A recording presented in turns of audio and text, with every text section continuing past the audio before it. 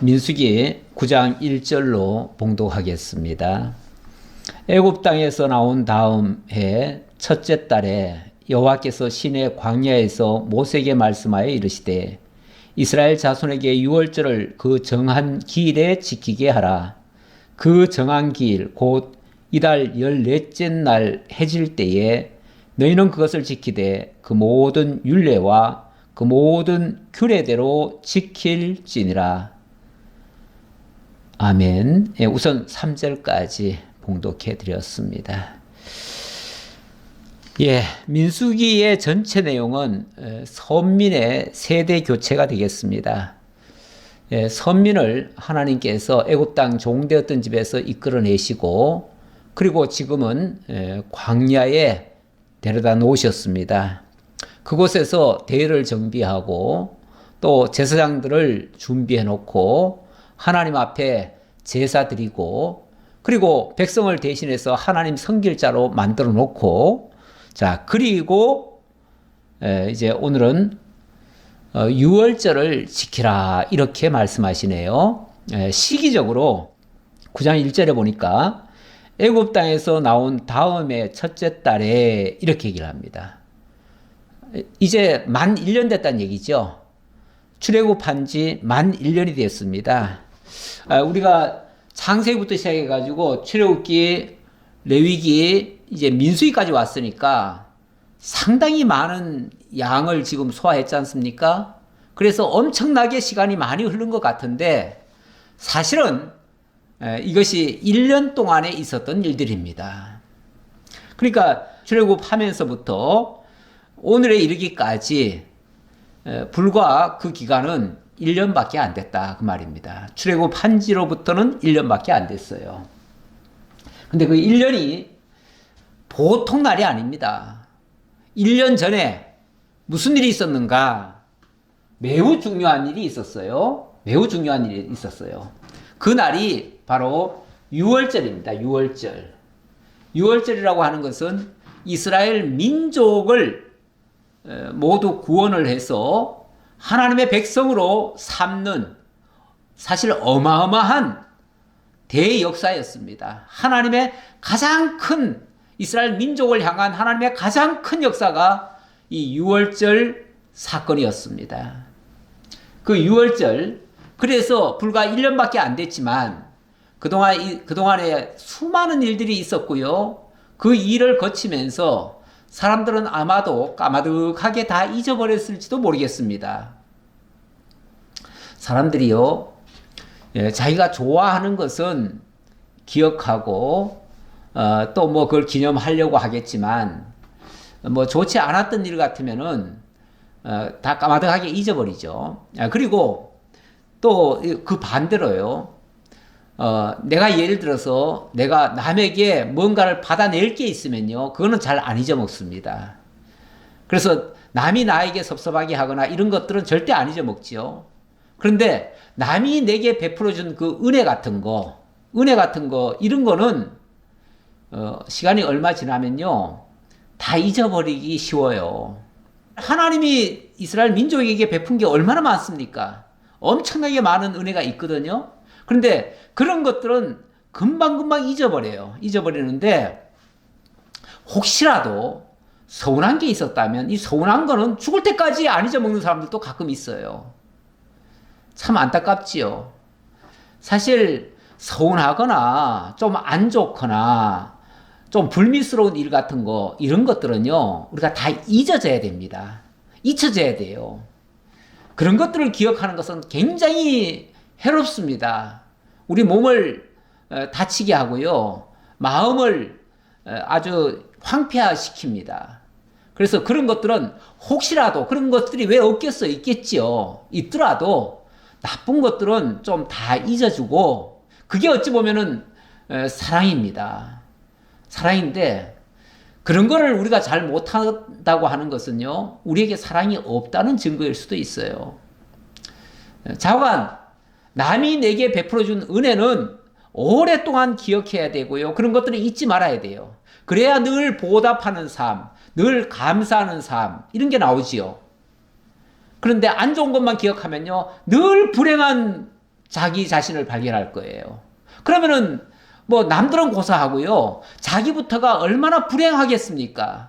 늘 안 좋은 기억만 남았으니까 얼마나 속이 상하고 안타깝고 괴롭겠습니까? 이런 것들은 빨리빨리 잊어져야 되는데 그렇게 잊어지는 것도 어찌 보면 하나님의 은혜예요. 은혜인데 자 어쨌든 오늘 지금 이 말씀은 유월절 이야기인데요. 그 유월절은 이건 잊어서는 안 될 일입니다. 절대로 잊어서는 안 될 일. 하나님이 우리에게 베풀어 주신 그 엄청난 일 이거는 절대 잊으면 안 되죠. 그래서 애굽 땅에서 나온 다음의 첫째 달이니까 만 1년 되던 그해 그게 이제 첫째 달입니다. 원래 밀력으로는 그게 니산월이고요. 그거는 우리나라로 따지면은 태양력으로 말하면 한 3월 중순에서 4월 정도에 해당됩니다. 사실 지금쯤인데 하나님께서 갑자기 오늘부터 해의 첫 달이 되게 해라 이렇게 명령을 하십니다.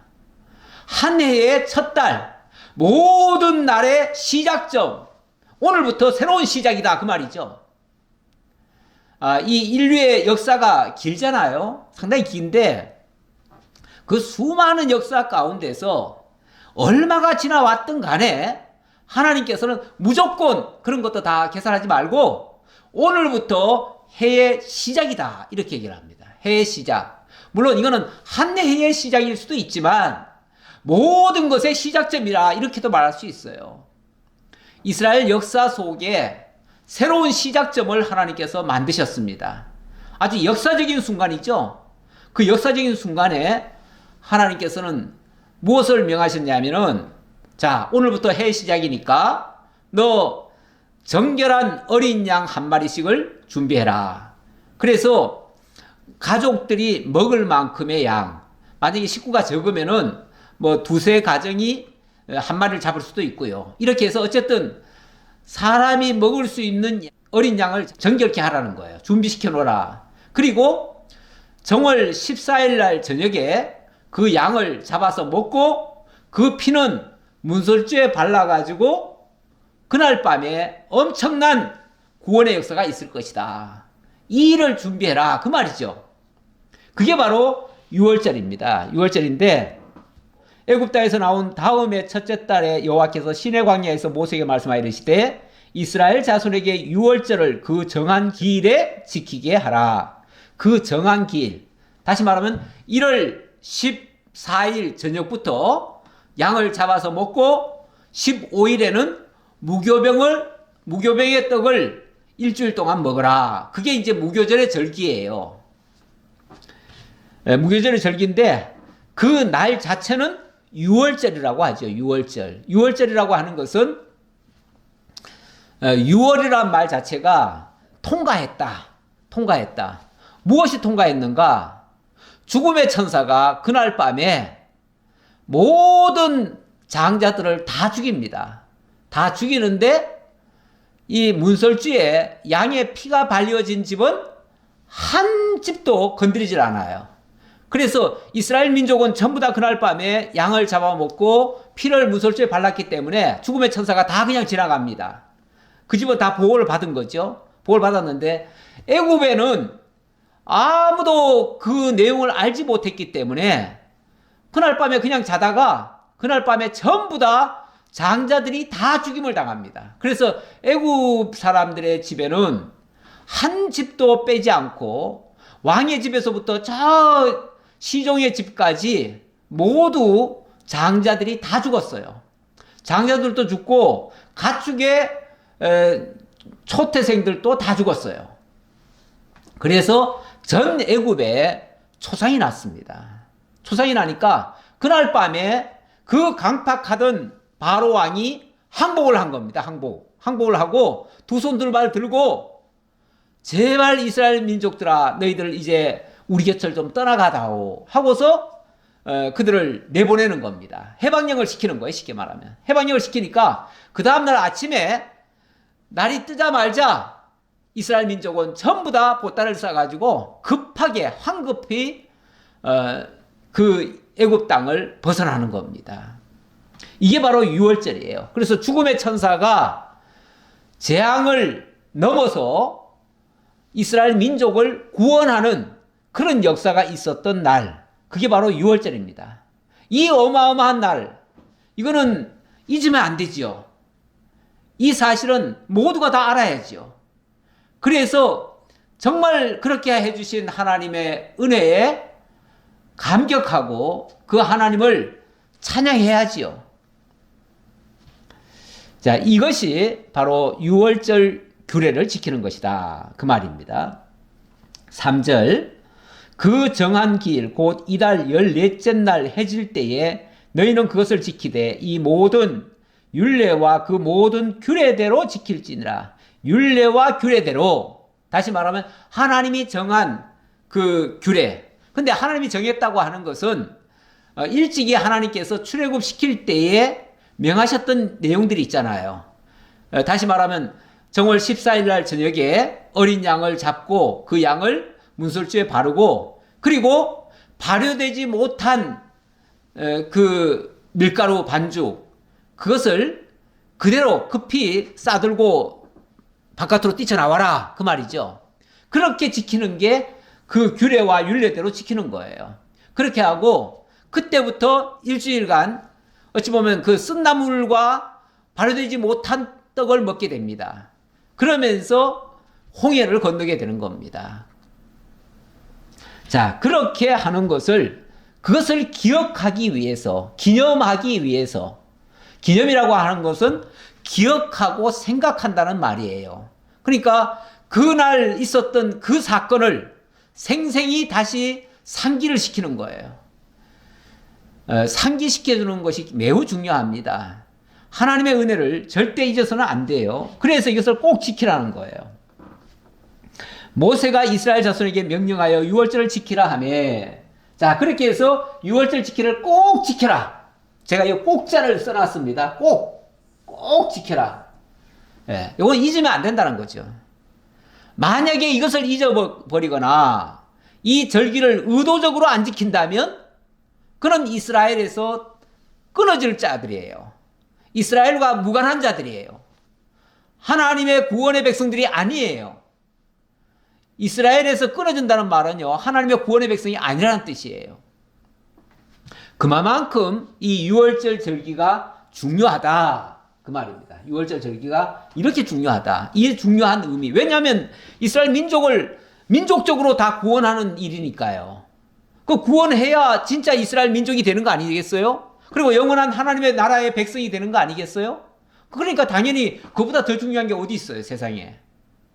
세상에 뭐 많은 물질을 얻거나 경제적으로 얻거나 뭐 다른 전쟁을 하거나 이런 것에서 뭐 좀 소기의 성과를 얻는 것도 중요하지만 근본적으로 우리가 세상 나라에서 하나님의 나라 백성으로 바뀌어지는 거, 이게 가장 근본 아니겠어요? 이거보다 더 중요한 게 어디 있겠어요? 자, 그래서 이걸 꼭 지키라고 했고요. 모세가 이스라엘 자손에게 명령하여 유월절을 지키라 하며 그들이 첫째 달 14째 날 해질 때에 시내 광야에서 유월절을 지켰으되 이스라엘 자손이 여호와께서 모세에게 명령하신 것을 다 따라 행하였더라. 다 따라 행하였더라. 그렇게 해서 그 절기를 잘 지켰다, 그 말이죠. 네, 잘 지켰다. 잘 지켰다 그랬는데 이 말씀을 하나님께서 일찍이 그렇게 명하신 말씀이 있어요. 여기 아까 율례와 규례라고 하는 그 측면을 제가 상기시키려고 그때 뭐라고 하나님 말씀하셨는가를 다시 한번 가져왔습니다. 출애굽기 12장 11절에 나오는 말씀인데요. 이것이 여호와의 유월절이니라. 내가 그 밤에 애굽 땅에 두루다니며 사람이나 짐승을 막론하고 애굽 땅에 있는 모든 처음 난 것을 다 치고 애굽의 모든 신을 내가 심판하리라. 나는 여호와니라. 우리 이 애굽이라고 하는 나라는요, 어마어마하게 많은 신들을 섬깁니다. 그 많은 신들을 섬기면서 그 중에 애굽의 바로 왕도 그 최고 신 중에 하나라고 돼 있어요. 그 이집트에 그 파라오 그 무덤이 발굴이 됐는데 그 무덤의 벽화나 이런 것들을 보면요, 거기에 한 중간에 누가 있냐면은 바로 왕이 있습니다. 바로 왕이 있고 양쪽에 그 애굽의 신들이 있습니다. 그러니까 애굽의 최고 신들이죠. 최고 신들 한 중간에 바로 왕이 있어요. 그 말은 바로 왕도 그 신의 반열에 있다 그 말이죠. 애굽의 최고 신들과 바로 왕이 동급이에요. 동급이고 그 중에서 그 모든 신들도 애굽의 바로 왕을 위한 신들이에요. 그러니까 여기 하나님께서 애굽 땅에 있는 모든 것을 치고 애굽의 모든 신을 내가 심판하려 했는데 그렇게 섬기는 그 신들을 다 맥을 못 추게 만들고 그들도 다 항복하게 만들었어요. 하나님이. 그렇게 하면서 내가 애굽 땅을 칠 때 그 피가 너희 사는 집에 있어서 너희를 위하여 표적이 될지라. 이게 표적이라는 거예요. 표적. 표가 되는 이적이다 그랬는데 이 표가 되는 이적은 장차 우리 주 예수 그리스도를 예표하는 그런 역사적인 사건이에요. 그러면서 내가 피를 볼 때 너희를 넘어가리니 재앙이 너희에게 내려 멸하지 아니하리라. 너희는 이 날을 기념하여 기억하고 생각하여 여호와의 절기를 삼아 영원한 규례로 대대로 지킬지니라. 대대로 지킬지니라. 이 말은 영원히 지키라 그 말이죠. 영원히 잊지 말고 지켜라 그랬는데 나중에 보면요. 이스라엘 민족이 좀 이제 나라가 안정이 되고 뭔가 이제 정착이 되고 나면요. 잊어버립니다. 유월절을 잊어버려요. 그래서 나중에 보면요. 요시야 왕 때인가 그때 성전 수리하다가 율법책을 발견합니다. 그때까지 율법책이 제대로 전승이 안 됐었다는 얘기예요. 율법책을 왜냐하면 왕들 중에 가끔 미치광이 왕들이 나와가지고 하나님을 섬기는 자들을 다 핍박을 합니다. 때로는 하나님의 종들을 죽이기도 하고 그렇게 합니다. 그러니까 그럴 때는 하나님의 율법책을 몰래 숨겨놓습니다. 왜냐하면 제대로 가지고 있다가는 다 그 불살라 버릴 거니까요. 그래서 그거를 성전 어느 구석에다가 처박아 놨는데 나중에 성전이 너무 낡아가지고 성전을 좀 수리하다가 그 책을 발견합니다. 발견하고 나서 보니까 세상에 우리가 유월절을 여지껏 안 지켰다. 그때 유월절 안 지킨 지가요 몇백 년이 지난 후에요. 몇백 년 동안 유월절을 기억도 못하고 못 지켰었다는 얘기예요. 대대로 지키라고 했는데 어떻게 그렇게 잊을 수가 있는가? 물론 사람은 그렇게 잊을 수 있지만 우리 하나님께서는 이 유월절이 온전히 이루어지게 만드십니다. 언제 이루어지는가? 바로 우리 주 예수 그리스도를 통해서 이것이 이루어지게 만들어요. 그래서 예수 그리스도로 말미암아 온전히 지키게 되어지면 이 유월절은 영영한 규례로 대대로 지키는 결과가 되어집니다. 그렇게 하시려고 우리 하나님께서 이렇게 명하셨다라고 이해하시면 되겠습니다. 자, 그리고 넘어가겠습니다. 자, 6절로부터 8절. 그런데 무슨 일이든지요, 우리가 일사불란하게 다 같이 했으면 좋겠는데 때때로 경우에 따라서 불가피하게 참여하지 못하는 자들도 있을 수가 있습니다. 물론 모두가 다 한꺼번에 하면 좋아요. 그런데 불가피한 사정에 의해서 못하는 경우도 있을 수 있죠. 예를 들자면 어디 멀리 여행을 갔다든지, 여행을 가면 불가피하게 그 일에 참여를 못하지요. 그런 경우가 있을 수 있고요. 또 어떤 병이 들었거나 아니면은 불결한 일을 당할 수도 있잖아요. 때로는 가족이 죽었는데 가족이 죽으면은 그 시신을 안 건드릴 수가 없고 건드리면은 불결해지고 불결하면 하나님의 이런 규례에 참여할 수가 없어요. 절기에. 그러니까 어쩔 수 없이 참여를 못하는 경우가 있어요. 있으면 그럼 그런 사람들은 아까 보니까 꼭 지키라고 했는데 그런 사람은 못 지키잖아요. 이걸 꼭 지켜야 되는데 못 지키는 경우가 있을 수 있다 그 말이에요. 그러면 어떻게 하는가?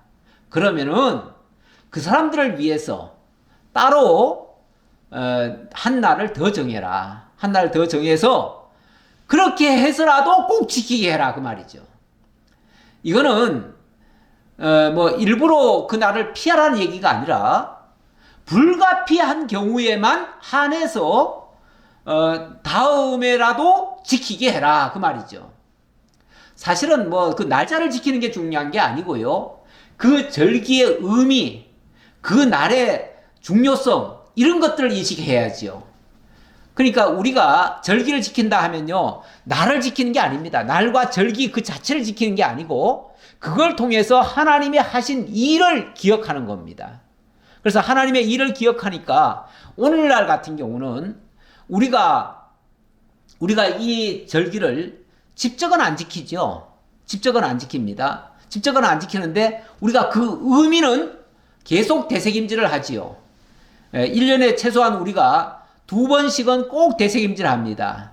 어떻게 되새김질 하는가?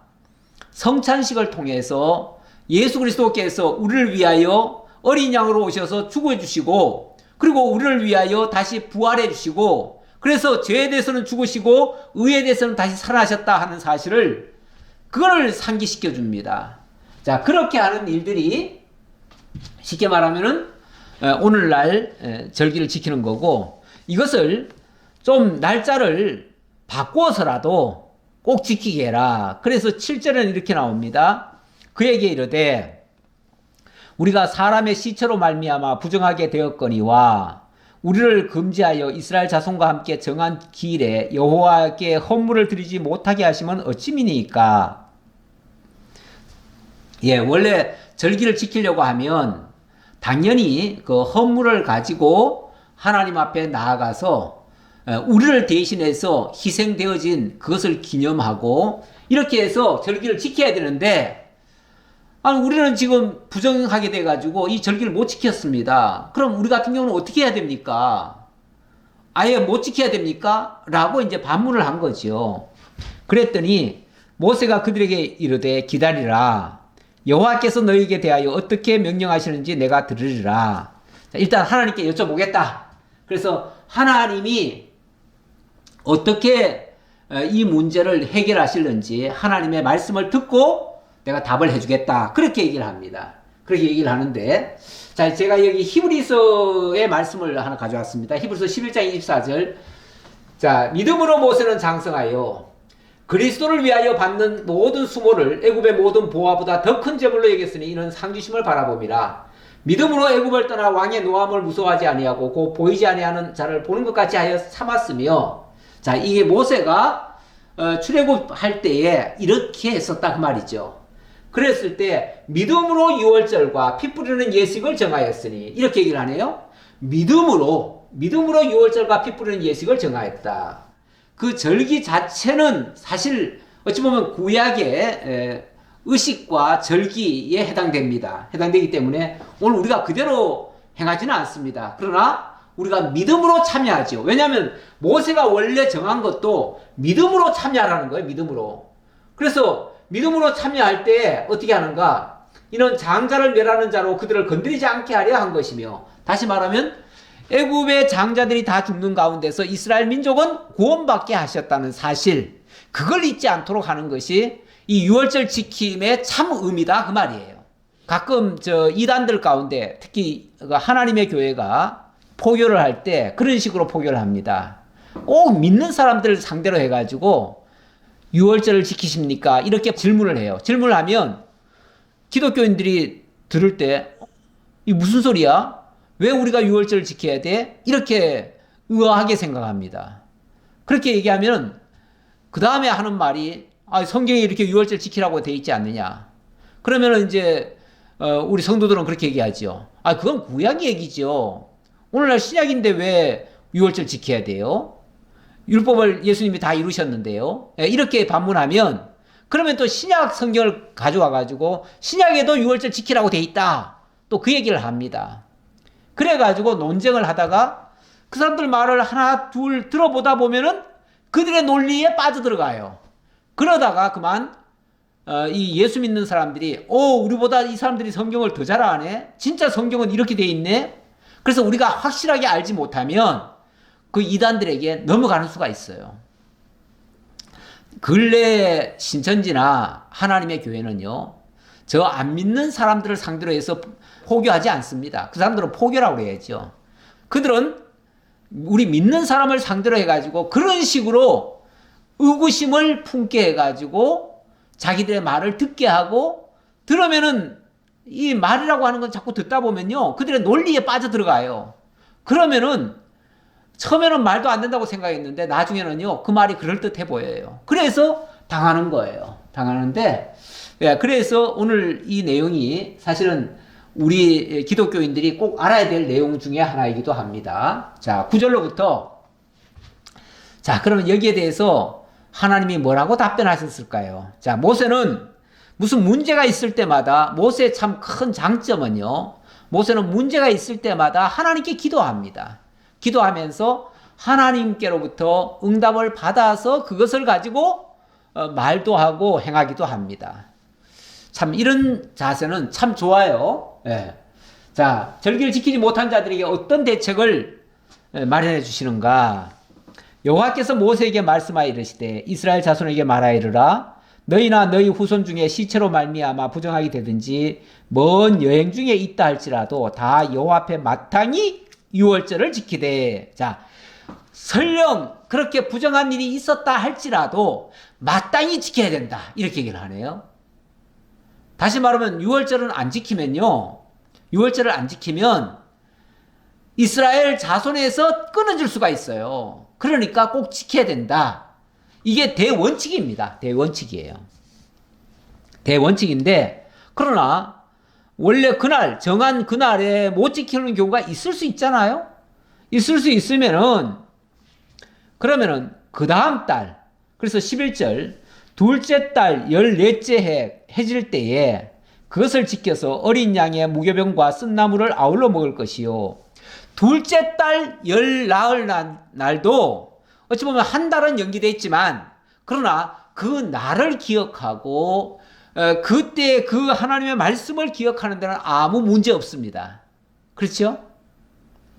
그래서 그 날짜 뭐 요음이라고 하는 오늘날 우리가 생각하는 이렇게 하루하루 그 날짜가 중요한 게 아니라 정말 하나님이 무슨 일을 했느냐 그걸 기억하는 게 중요하다 이런 뜻이에요. 자, 그래서 무교병에 어린 양에다가 무교병과 쓴나물을 아울러 먹을 것이요. 그러니까 고기는 어린 양을 먹고 잡아먹고 그리고 피는 바르고 또 이 나물류 또 곡식류는 무교병에다가 쓴나물 이렇게 먹어라 그 말이죠. 그리고 아침까지 그것을 조금도 남겨두지 말며 그 뼈를 하나도 꺾지 말아서 6월절 모든 율례대로 지킬 것이니라. 자, 이렇게 얘기했는데 아침마다 조금도 남겨두지 말고 뼈를 하나도 꺾지 말고 6월절 모든 율례대로 지켜라.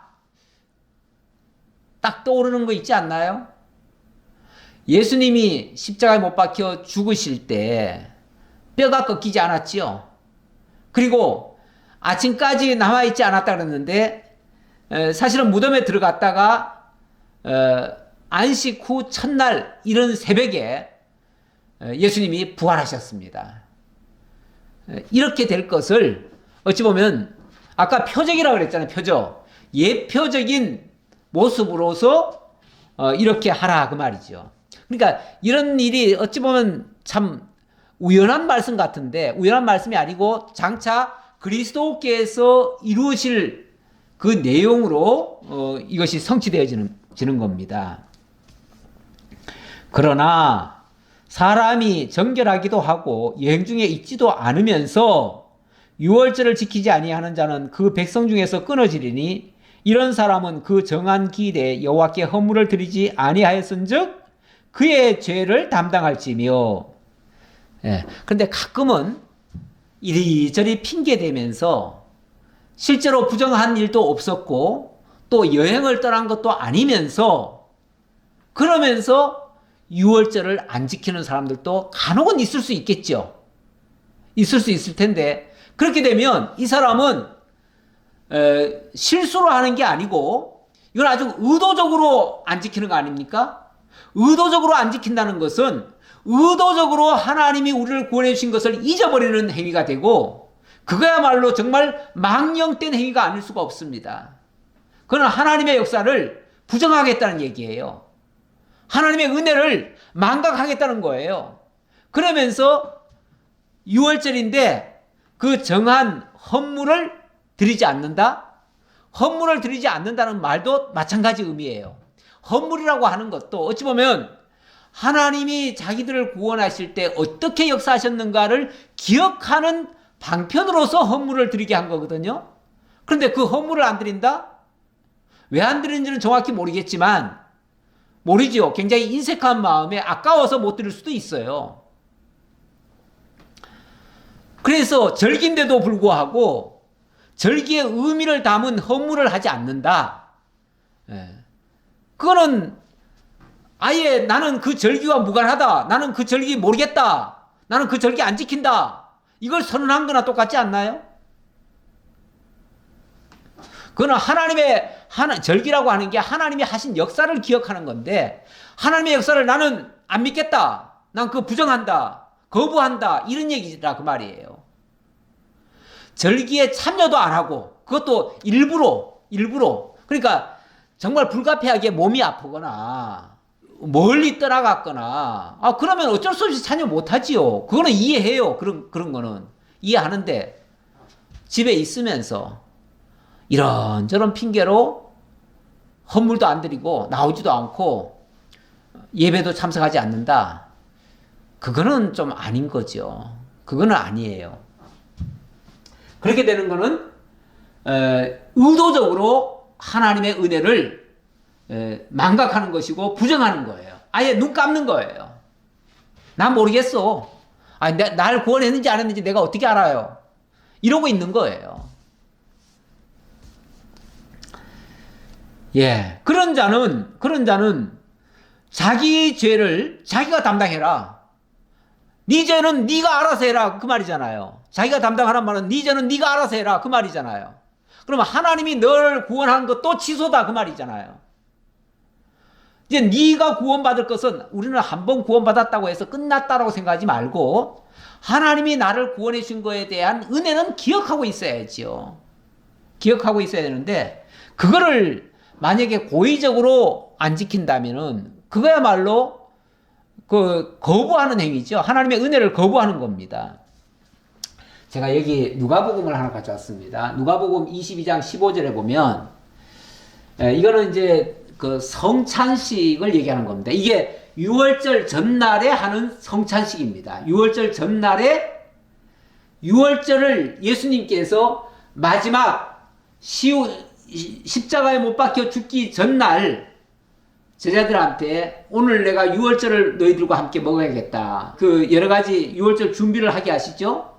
준비하게 하시고 그리고 제자들을 다 모아놓고 거기서 떡을 떼어 주시면서 이 떡은 내가 너희를 위하여 주는 내 몸이다. 그리고 잔을 따라 주시면서 이 잔은 너희를 위하여 흘리는 내 피다. 이렇게 말씀하시고 내가 이 마지막 떡과 잔을 너희들에게 나눠주고 나는 이제 십자가에 못 박혀 죽는다. 그 말이죠. 그러면은 십자가에 못 박혀 죽는 것이 바로 너희를 위해 죽는 것이고 십자가에 피를 흘리는 것은 너희의 죄를 사해 주는 것이다. 이 얘기인데 만약에 그것을 기억하게 하는 그 성찬을 나는 참가 안 해요. 난 성찬 같은 거 안 믿어요. 그러면서 만약에 의도적으로 고의적으로 이걸 회피한다? 그러면 결국은 예수님의 그 6월절을 예수님의 그 피와 십자가를 나는 안 받겠다 그 소리잖아요. 안 받으면 자기 죄는 문제는 자기가 해결해야지요. 그 얘기예요. 그래서 6월절 그러니까 지금으로 말하면은 우리가 성찬식을 하는 것은 바로 이 6월절을 기념하는 거예요. 예. 6월절을 지키십니까? 아까 제가 하나님의 교회가 그렇게 질문한다고 그랬는데 오늘 우리가 6월절 절기를 생각하면서 성찬을 하는 거예요. 떡을 떼고 잔을 마시고 그렇게 하시면서 주님께서 우리를 위하여 죽으시고 부활하실 것 그것이 바로 구약의 6월절이다 그 말이죠. 또 떡을 가져 감사 기도하시고 떼어 그들에게 주시며 이르시되 이것은 너희를 위하여 주는 내 몸이라 너희가 이를 행하여 나를 기념하라 하시고 저녁 먹은 후에 잔도 그와 같이 하여 이르시되 이 잔은 내 피로 세우는 새 언약이니 곧 너희를 위하여 붙는 것이라. 여기 새 언약이라고 말씀하셨죠? 새 언약. 예. 새 언약이니 너희를 위하여 붙는 것이라. 바로 예수님이 십자가에 못 박혀 죽으시고 부활하시는 것은 구약의 언약을 성취하면서 너희에게 새 언약으로 주어지는 것이다. 그 말이죠. 이 새 언약에 참여하는 자가 바로 이 유월절에 참여하는 것이고 하나님의 구원에 참여하는 것입니다. 그 십자가와 부활에 참여하는 거예요. 그래서 오늘날은 이 새 언약에 어떻게 참여하는가? 오늘날은 그 예수를 믿음으로 참여하는 겁니다. 믿음으로. 자, 그렇게 되어질 것을 가리키는 말씀이고요. 자, 그 다음 14절 마저 읽지요. 만일 타국인이 너희 중에 거류하여 여호와 앞에 유월절을 지키고자 하면 유월절 율례대로 그 규례를 따라서 행할지니 거류민에게나 본토에게나 그 율례는 동일할 것이니라. 자, 아까는 이스라엘 민족 중에서 이 유월절을 고의적으로 기피하는 자가 있잖아요. 그런 자들은 이스라엘에서 끊어질 것이다 이렇게 얘기를 했고, 또 그 반대로 이스라엘 민족은 아니지만 정말 나는 이스라엘 민족과 함께하고 싶다. 그래서 그 유월절도 지키고 싶다. 우리도 같이 좀 참여할 수 있게 해주세요 라고 하는 자가 있다면 이방인이라 할지라도 그를 유월절에 참여시키라는 겁니다. 유월절에 참여시키면은 뭐가 되죠? 이스라엘 민족으로 바뀌어지는 거죠. 그래서 이방인이라 할지라도 유월절에 참여하면 언약 자손이 되어지고, 언약 자손 안에 있더라도, 그러니까 이스라엘 민족이라 할지라도, 육적으로는 이스라엘 민족이라 할지라도 이 유월절을 거부하면 그는 이스라엘에서 끊어지는 자가 될 것이다. 그래서 로마서에서는 그렇게 얘기를 합니다. 육적 이스라엘이 아니고 영적 이스라엘이라야 진짜 하나님의 백성이다. 오늘날 우리는 이방인들입니다. 이방인들인데 우리가 하나님의 나라 백성이 되어지고 하나님의 자녀가 되어집니다. 왜 그렇습니까? 우리가 영적으로 바로 이 유월절에 참여하는 겁니다. 그래서 예수 그리스도의 피에 참여하고 예수 그리스도의 그 살을 먹고 구원에 참여한 겁니다. 이 살을 먹는다, 피를 마신다 하는 말이 뭐냐면은 믿는 거예요. 믿는 거. 그 믿는 것을 먹는다, 마신다 이렇게 표현하는 거예요. 그래서 성경 여기저기서 믿는다는 말과 이 먹는다는 말을 이 꼴으로 표현해 놓은 장면이 많이 있습니다. 특히 요한복음 6장 같은 데 보면 거기에 그 하나님의 그 영적으로 믿는 것이 바로 그 이 유월절에 참여하는 이 그리스도의 떡에 참여하고 그리스도의 잔에 참여하는 거라고 또 말씀하지요. 그렇게 참여하는 자가 바로 구원에 들어가는 진정한 하나님의 백성임을 증거를 합니다. 자, 그래 놓고 자 15절로 23절 여기서는 성막에 덮인 구름과 불기둥이 회중을 인도해서 광야를 지나가게 하는 그런 말씀이 되겠습니다. 성막을 세운 날에 구름이 성막 곧 증거의 성막을 덮었고 저녁이 되면 성막 위에 불 모양 같은 것이 나타나서 아침까지 이르렀으되. 성막을 세운 날에 지난주의 말씀이 성막을 세운 후의 말씀이었지요. 성막을 세운 후에 족장들이 백성을 대신해서 헌물을 내놓고 이 레위인들은 그 헌물을 가지고 하나님을 섬기는 자로, 하나님을 대신 섬기는 자로, 백성을 대신해서 섬기는 자로 봉사하게 됐지요. 자, 그랬는데 자, 그 성막을 세운 날부터 이제 하나님의 말씀은 이제 유월절 지키라는 명령이 떨어졌고요. 그리고 나서 그날부터 이 성막 위에는 구름이 덮였습니다. 구름이 덮이고, 그리고 저녁이면은 또 구름 사이에서 불기둥 같은 것이 올라왔어요. 이것이 어찌 보면 하나님이 여기에 함께하고 있다. 하나님의 임재를 가리키고 하나님이 이스라엘 백성들과 함께하고 있다고 하는 증표로서 그렇게 보여주었습니다. 항상 그러하여 낮에는 구름이 그것을 덮었고 밤이면 불 모양이 있었는데, 그런데 여기 또 더 재밌는 것은, 재밌다기보다도 또 더 중요한 말씀은 낮에는 구름 기둥으로 덮였고 밤에는 불 기둥으로 덮였다. 불 기둥이 일어났다. 이렇게 얘기를 하는데요. 왜 낮에는 구름이 덮이고 밤에는 불이 일어났을까? 이걸 생각해 보면요. 그 광야라고 하는 특징을 이해할 수가 있습니다. 광야라고 하는 곳이 어떤 곳입니까? 광야는요, 원래 아무것도 없어요. 아무것도 없기 때문에 그야말로 하늘에서 내리쬐는 강렬한 태양빛만 있을 뿐이에요. 얼마나 뜨겁습니까? 낮에는 너무너무 뜨거워서요, 계란을 밖에 놓으면 계란이 익어버릴 정도예요. 그리고 또 밤에는 그 반대로 온도가 너무너무 많이 떨어져 버립니다. 낮에는 너무 뜨거우니까 구름이 싹 덮여 있으면 이것이 하나님의 은혜의 그 장막이 되는 거죠. 은혜의 구름 장막이 되는 거죠. 구름 장막이 되고, 또 밤에는 거기에 불기둥이 이렇게 솟아 있으면요, 밤에 그 추운 것이 아무래도 거기를 이렇게 좀 주변을 따뜻하게 해줄 수도 있을 거예요. 물론 이거는 추정입니다만은 따뜻하게 해줄 거예요. 이걸 뭐 또 부정하는 사람들도 있더라고요. 굳이 왜 그렇게 또 부정을 하려고 하는지 모르겠어요. 그 불이 어떻게 그쪽을 다 따뜻하게 해주겠느냐, 뭐 이렇게 얘기를 하고, 그 불은 그냥 하나의 상징불이다, 이렇게 얘기를 하는데, 아니 우리 하나님께서 왜 하필이면, 그러면 낮에도 그러면은 불기둥이 있어야지요.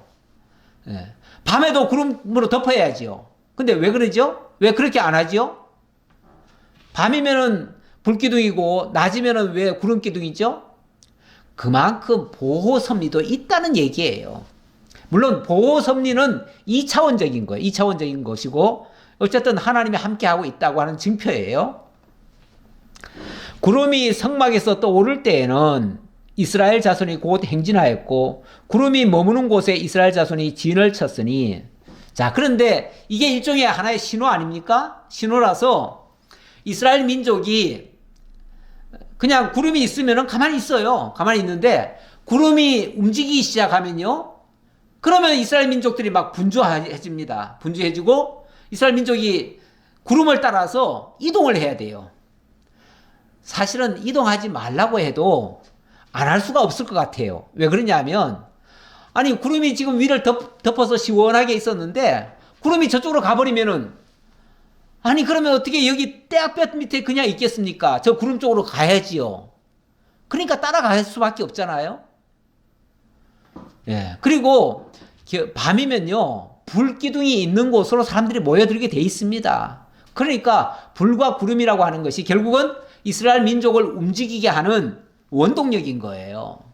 이스라엘 민족 그 자신이 뭐 순종을 잘해가지고 하나님 앞에 하나님이 하자는 대로 순종을 해가지고 그래서 복을 받은 게 아니고, 하나님이 그렇게 이끌어 가시고, 안 따라가면은 정말 광야에서 다 그냥 죽어가지 않겠어요? 그 떼약볕에서 아무것도 없는 상태에서 어떻게 살아가겠습니까? 자, 그래서 이스라엘 자손이 여호와의 명령을 따라 행진하였고 여호와의 명령을 따라 진을 쳤으며, 구름이 성막 위에 머무는 동안에는 그들이 진영에 머물렀고, 자, 여호와의 명령을 따라 행진하고 명령을 따라 진을 쳤다고 하는데, 하나님이 말씀으로 자 지금부터 옮겨라 이렇게 말하지 않았어요. 그렇게 하지 않고 구름이 지나갔을 뿐이에요. 구름이 지나가는데 그 구름이 곧 하나님의 명령인 거예요. 무슨 말씀인지 아시겠죠? 그러니까 꼭 말을 해야 알아듣는 게 아니에요. 우리가 이 언어, 입으로 나오는 말만 이 말이라고 생각합니까? 하나님의 말씀이라고 생각합니까? 하나님의 모든 역사가 다 말씀이에요. 그래서 구약에 여러 가지 사건으로, 이적으로, 표적으로, 뭐 어떤 역사로, 역사 섭리로 이렇게 다 하나님을 계시하고 하나님이 말씀하셨어요. 자, 혹시 구름이 성막 위에 머무는 날이 적을 때에도 그들이 다만 여호와의 명령을 따라 진영에 머물고 여호와의 명령을 따라 행진하였으며, 자, 그러니까 구름이 어떨 때는요, 굉장히 짧게 머물러요. 짧게 머물면은, 또 금방 또 움직이면은 금방 가야지요. 그게 하나님의 명령이었다 그 말이에요. 그러니까 이게 불규칙합니다. 그러니까 항상 하나님을 바라봐야 돼요. 항상 일정하면요. 항상 일정하면 그러면은 미리 지레 짐작하고 그냥 그대로 행동하지 않겠어요, 사람들이? 우리 그 운전할 때 보면 그 항상 그 신호등이 바뀌는 주기가 있잖아요. 주기가 있으면은 그걸 아는 사람들은요. 이제 곧 바뀔 거라는 걸 알고 미리 출발을 해버립니다. 그런 경우도 있는데, 가끔은 이게 불규칙할 때가 있어요. 불규칙하면은 그 미리 지레 짐작하고 출발했던 사람이 중간에 오도 가도 못하고 거기서 걸리는 거예요. 이런 경우도 가끔 있어요. 근데 우리가 이렇게 지레 짐작으로 하는 거 굉장히 위험합니다. 좋지 않아요. 우리 하나님의 역사에도 항상 똑같으리라고 생각하고 어제 했던 방식대로 오늘 하다 보면요, 걸려요. 우리 하나님께서 가끔 보면은 앞으로 적들을 통해서 이렇게 싸움이 일어날 때가 많거든요. 있는데, 지난번에 이런 식으로 해서 이겼으니까 이번에도 또 그렇게 해야지 틀림없이 집니다. 그렇게 되면. 왜냐하면 하나님이 전략과 전술을 바꿔요. 사실은 하나님만 바꾸시는 게 아니라 대적들도 바꾸지요. 항상 바뀝니다. 항상. 항상 바뀌기 때문에 우리는 한 번 기도하고 한 번 이야기 들은 걸로 다 끝난 게 아니고요. 우리도 항상 기도해야 돼요. 항상. 무슨 일이 바뀌든 안 바뀌든 항상 하나님께 묻고 하나님의 말씀을 따라서 움직이는 것이 본래의 자세입니다. 그게 정상적인 자세예요. 지레 짐작하는 것은 매우 옳지 않다. 자, 그런 얘기 잠깐 드리고요. 자, 혹시 21절입니다. 구름이 저녁부터 아침까지 있다가 아침에 그 구름이 떠오를 때에는 그들이 행진하였고, 구름이 밤낮 있다가 떠오르면 곧 행진하였으며, 어떨 때는 이 주기가 되게 짧아요. 짧으니까 이제 구름이 이제 머무는가 보다 해가지고 다 펼쳐놨는데 갑자기 또 금방 오후에 또 금방 또 바뀌는 경우도 있어요. 그러면 또 옮겨야 돼요. 거기에 우리를 무슨 진짜 좀 안 좋은 표현으로 말해서 우리를 무슨 똥개 훈련시키느냐, 이렇게 생각하고 불만을 또 품을 수도 있어요. 어떤 사람들은 너무하지 않느냐, 금방 옮겨왔는데 또 내려놓자마자 또 가라고 하느냐, 이렇게 불만 품을 수도 있어요. 그래요. 우리가 참 무슨 일을 하다 보면, 특히 이제 우리는 아무래도 교회 일을 가지고 얘기할 수밖에 없죠. 교회를 하다 보면은 금방 이렇게 하자 해놓고 또 금방 또 상황이 바뀝니다. 바뀌어가지고 또 이렇게 또 해야 되겠다 해가지고 바꿀 수 있습니다. 우리가 한 번 말하면은 그게 무슨 절대 바뀔 수 없는 무슨 절대 반지입니까? 절대 반지란 말이 맞는지 모르겠지만 자관 절대적인 거냐 그 말이죠. 절대적인 건 없습니다, 세상에. 이 세상 자체가 불완전하고 정말 옳지 않은 것이 더 많은데 무엇이 옳다고 우리가 주장을 하겠습니까? 이렇게 생각했지만 아닐 수 있는 거지요. 아닐 수 있으면은 하나님 뜻이 아닌가 보다 하고 얼른 바꾸면 되지요. 제가 예를 들어서 그렇게 했다고 칩시다. 조금 전에 그렇게 해놓고 또 금방 목사님 또 말이 바뀌어요? 이렇게 할 게 아니라 바뀔 수 있는 거죠. 제가 이랬다 저랬다 하는 게 아니라 하나님의 뜻을 발견하는 시점에서 조금 전에 이렇게 발견했는데 다시 또 하나님께서 또 깨달음을 주시기를 그게 아니라고 이렇게라고 또 할 수도 있는 거죠. 이렇든 저렇든 우리는 그냥 순종하는 자세로 사실은 가는 것이 맞습니다. 우리 이 세상에는 물론 하나님의 말씀 자체는 변함이 없습니다. 변함이 없지만 그 말씀이 우리의 삶에 적용될 때는요, 항상 바뀌는 겁니다. 왜냐하면 이 상황이라는 게 시시각각 바뀌어요. 조금 전의 내용과 이번의 내용이 달라요. 같을 수가 없어요. 그러니까 똑같이 적용할 수가 없습니다. 이 사람에게는 이렇게 적용할 수 있지만 저 사람에게 또 저렇게 적용할 수밖에 없는 경우도 있어요. 그러면 이해를 해주셔야 돼요. 아, 저 사람의 예와 나의 예가 좀 다른가 보다. 이렇게 이해를 하셔야지. 그런 거 하나하나 가지고 다 시비를 걸기 시작하면요, 세상에 답답해서 못 삽니다. 왜냐하면 절대 진리가 아니기 때문에요. 우리의 삶이라고 하는 게 절대 진리가 아닙니다. 이 말씀의 적용이라고 하는 것도 절대적인 말씀이 아니에요. 물론 하나님 말씀 자체는 절대적입니다. 그러나 그 말씀이 우리의 삶에 적용될 때 말이에요. 적용될 때는, 왜냐하면 우리 사건이라는 게 다 다르잖아요. 사례가 다 달라요. 각 사람의 사례가 다르다고요. 그리고 믿음의 정도도 달라요.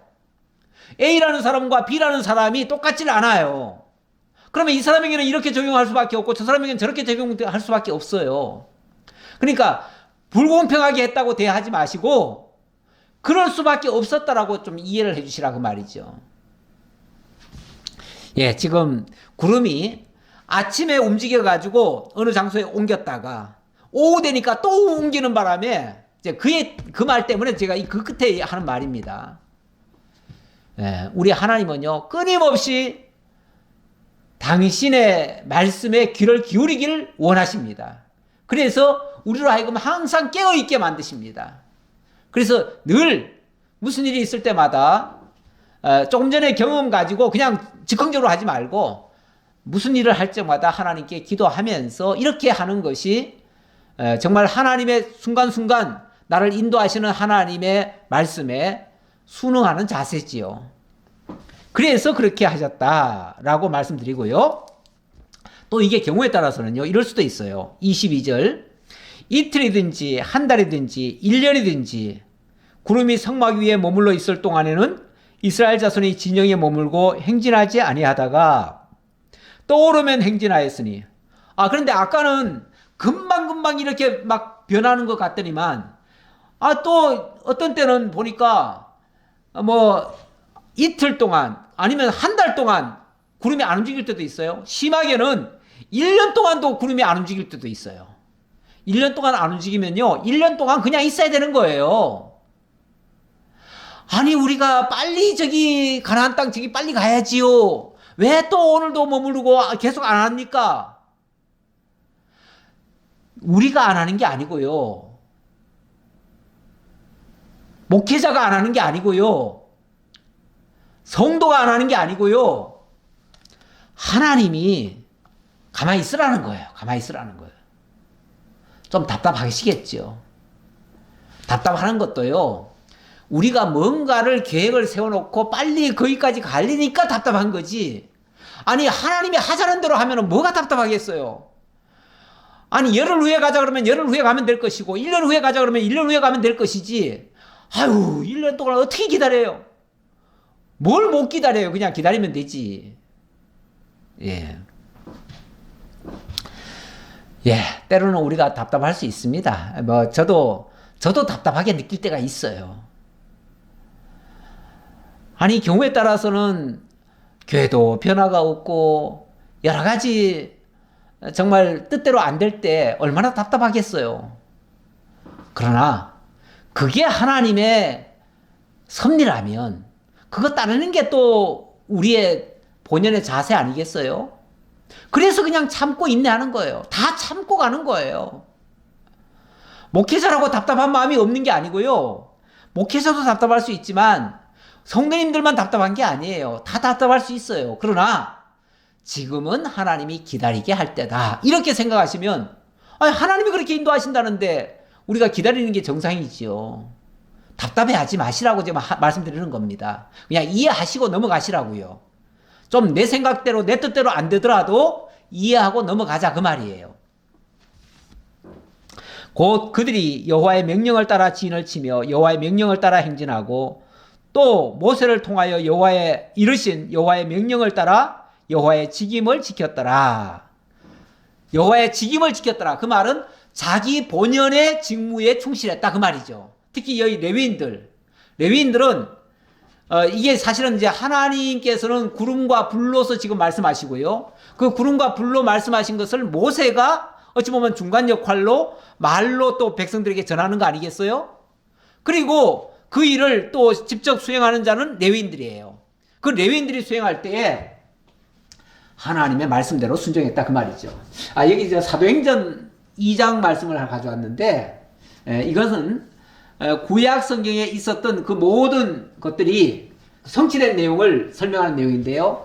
여기에 대한 자세한 설명 드리기까지가 좀 어렵습니다. 시간적으로.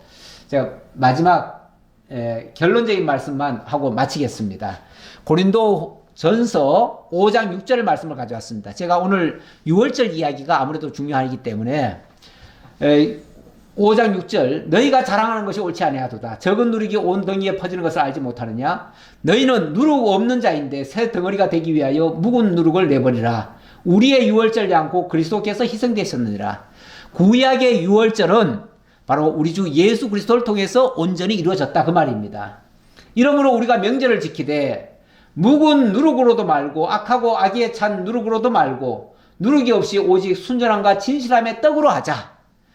이게 이제 실제로 보여준 사건은 바로 성찬 사건입니다. 성찬 사건인데 우리 주 예수 그리스도가 이렇게 희생되셨다는 거, 유월절 양으로 실제로 구약의 어린 양이 죽어진 것은 우리 주 예수 그리스도가 죽어질 것을 예표적으로 보여준 거예요. 따라서 그 사실을 믿고 유월절을 지킨 것은, 지킴으로써 언약 자손에 참여한 것은 오늘날 우리가 예수 그리스도께서 유월절 양으로 죽으셨다는 사실을 믿고 그의 피와 그의 떡에 참여함으로써 우리가 새 생명을 얻고 하나님의 나라 백성 되는 거, 이렇게 완성되어진다 그 말이에요. 그러니까 하나님의 그 교회가 유월절을 지키라고 했을 때 우리는 이 말씀을 이거 가지고 얘기하거든요. 예수님도 이렇게 지키라고 하지 않느냐 그러는데, 이거는 바로 예수 그리스도가 우리를 대신하여 죽었다는 것을 믿고 그 믿음으로써 우리가 유월절에 참여하는 것이다. 이렇게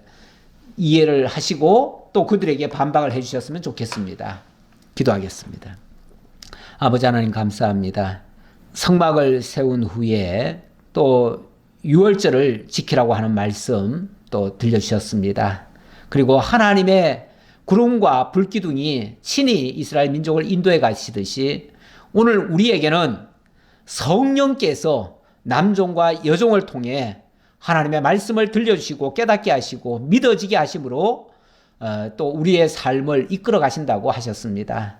주어지는 말씀 굳게 믿고 우리가 다 유월절에 참여한 자들처럼 하나님의 영원한 나라에 참여하는 저희 모두가 되게 하옵소서. 감사드렸고 예수님 이름으로 기도하옵나이다. 아멘.